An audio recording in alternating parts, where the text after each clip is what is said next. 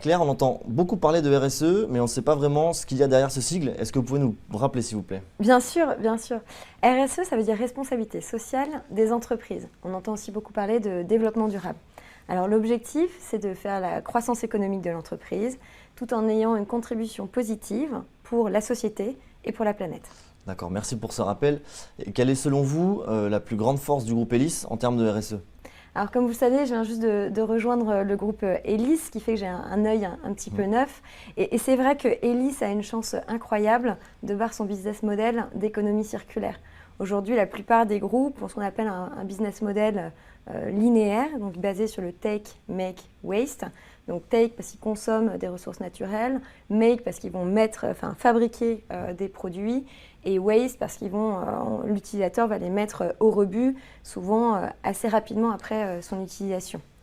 Donc, à la différence d'Elis, où dès le départ, on s'est mis dans une logique d'économie circulaire, où on veut que les produits puissent durer le plus longtemps possible.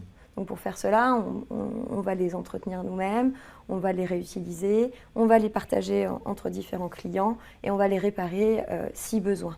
On va même d'ailleurs beaucoup plus loin que ça, puisque dans le cadre des engagements que le groupe a pris à Horizon 2025, on s'est engagé à recycler 80% de nos textiles en fin de vie.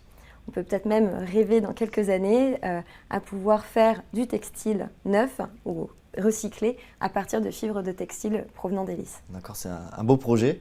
Et est-ce que vous pouvez nous rappeler en quelques mots les principaux engagements RSE du groupe Elis? Alors bien sûr, le groupe Elis a un programme ambitieux de RSE à Horizon 2025 qui s'appuie sur 3 grands piliers.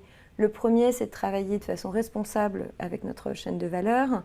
Le deuxième, c'est d'assurer le développement professionnel et le bien-être au travail de nos salariés. Et le troisième, c'est de réduire l'impact environnemental dans nos opérations et de nos produits. Donc si je donne quelques exemples de nos engagements, c'est par exemple d'avoir 40% de femmes managers d'ici 2025, c'est de réduire les émissions de CO2 en intensité dans nos opérations de 20% et d'avoir une gamme de produits plus responsable. D'accord. Eh ben, merci beaucoup Claire pour tous ces éléments. Et je vous dis à très bientôt. À très bientôt Brice. Merci. Au revoir à tous.